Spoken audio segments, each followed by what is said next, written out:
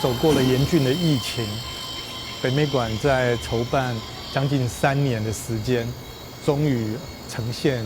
高崇黎生活决定意识的这个展览。高崇黎的创作生涯是从80年代初期就开始，特别是着重在像实验电影、摄影还有影像、机械装置这样创作的形式。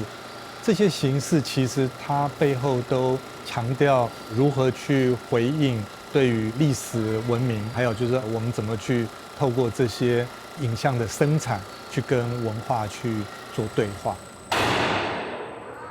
这一次在北美馆的他生涯首次的大型个展，其实我们不但可以看到高崇黎过去在几个不同阶段很特别的不同媒介的创作方式之外，也透过这一次特别为北美馆的这个展览设计的大型的装置，去呈现他创作概念的一个总结。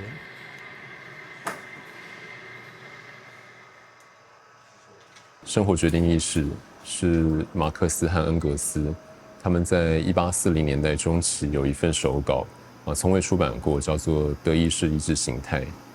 他们指出，人的存在是源自人的实际生活过程，我们的生活，我们的生产条件塑造了我们的历史。所以，生活决定意识这个展览的意涵，就是对于影音的生产条件、生产过程的一种思考，也是一种察觉生产技术与历史发展的一种方法。高崇黎之前有一个个展叫做目前，那目前的英文是 present，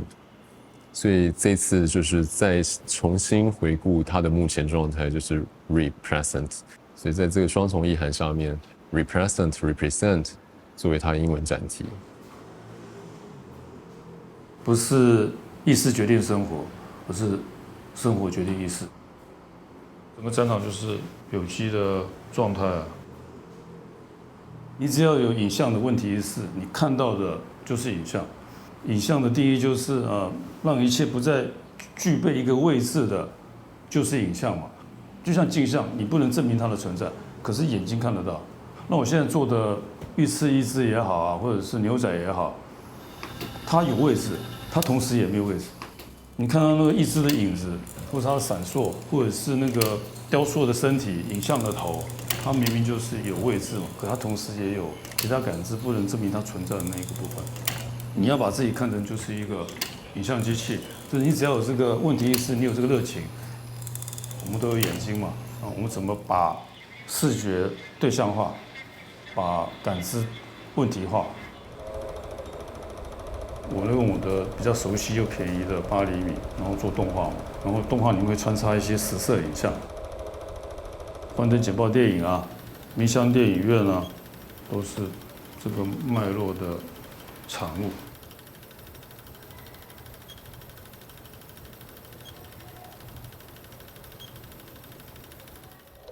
也回应了1920年代高崇黎他的作品涵盖范围蛮广，然后也很难定位的一个艺术家，因为他的作品包括了雕塑、动画、摄影、电影、绘画、影像装置，所有的作品都是高崇黎思考和实践的一部分，所以你可以想象它是一个大型机器或者是一个大工厂，所有的这些作品构成了高崇黎。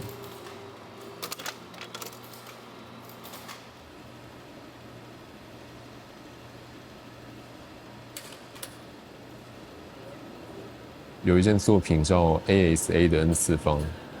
，1983年在台北美国文化中心所展出的作品。有 X 光片，有拍立得，有硬件，有义肢，有镜面，还有艺术家自己用他自己的脸翻模制作的死亡面具，加色法的红绿蓝3原色。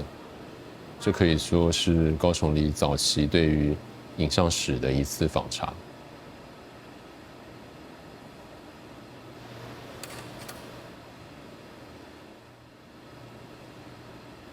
这次展览也运用了一个概念，是 Bernard Stiegler 一个法国哲学家他所说的工业时间制品这个概念，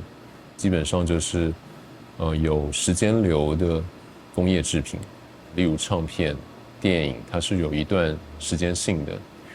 有时间性的东西会跟我们自己的意识流、跟人的意识流交织在一起，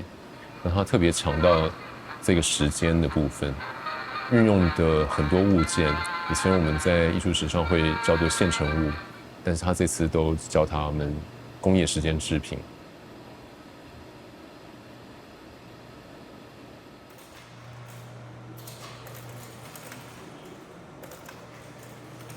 那16小时的情事是幻灯简报电影的多机版，12个机器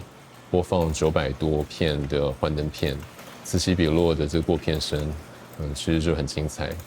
主要的幻灯片的内容，是来自法国新浪潮电影导演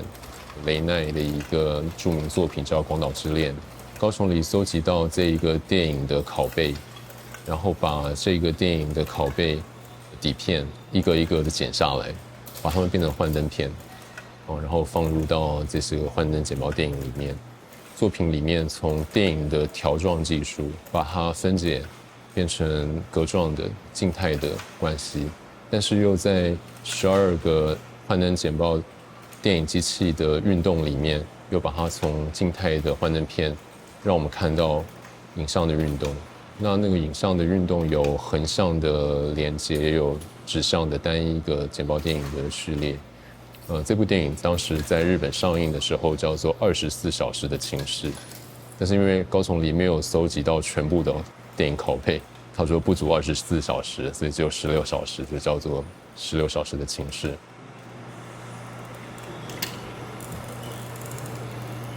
一只也是这次展览里面首度呈现的作品，你看到的时候会像是一个影子剧场那样子，那影子的不同层次，然后灯光的变化，现场看起来视觉上是蛮震撼的，然后又带有一种诡异的气氛。那些义肢是真的二战时期日本军人使用过的制品，它也是一个工业生产物、人造物。义肢就是人的替品或者是衍生物，技术本身就是一种带有义肢性的产物。在行走中的这些腿的义肢，它其实承载的就是记忆跟历史的部分，尤其它是战争下的产物，它就不是那么单纯的制品而已。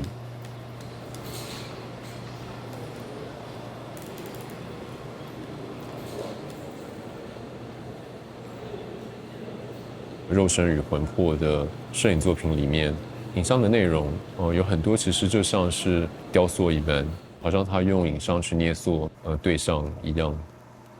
我觉得那个是他对造型、对雕塑、对触觉感知等等这些东西的关注，都会包含在这些作品里面。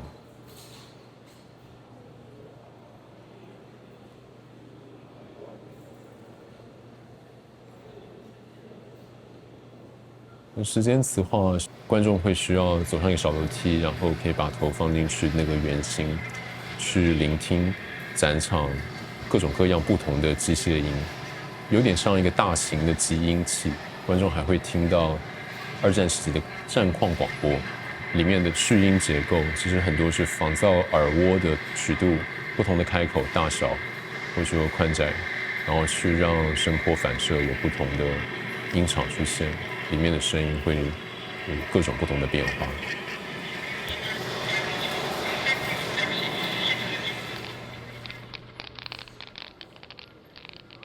展览里面还有一个蛮特别的，就是他常常说他有一个社会身份是美术教师，他常常要告诉学生一些视觉原理、光学理论。他的方式，他的实践就是用自制、发明、改装这种方式去产生他自己跟物、跟机器之间的关系，然后重新改变这个关系，创造自己跟影像的历史。回家的下场是有的时候没事。这次的作品有几个录像的呈现，包括了我的陈老师，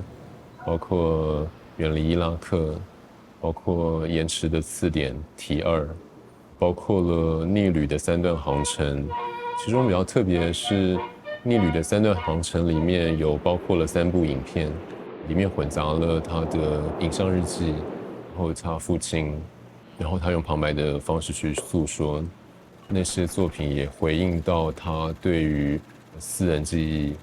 国族关系、历史与记忆的牵连。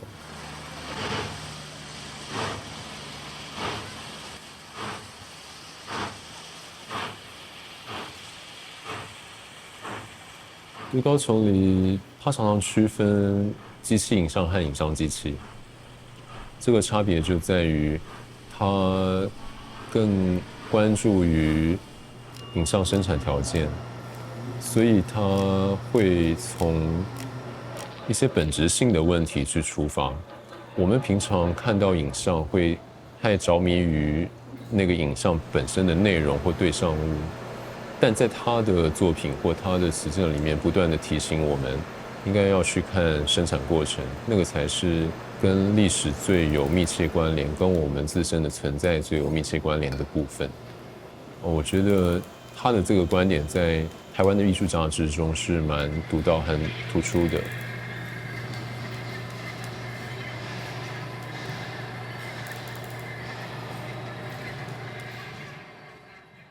虽然我们现在就是身处在大数据的数位时代里面，不过从高崇离的这一次的个展的作品里面，其实我们可以很清楚地看出来，他在处理的还是一个对待生活的态度。纵使科技不断地在演变，可是我们从这些使用的媒材里面，它一样都可以去回应我们对于生活的感觉，对于历史的思考。不管你今天用的是老的工具，或者是新的工具。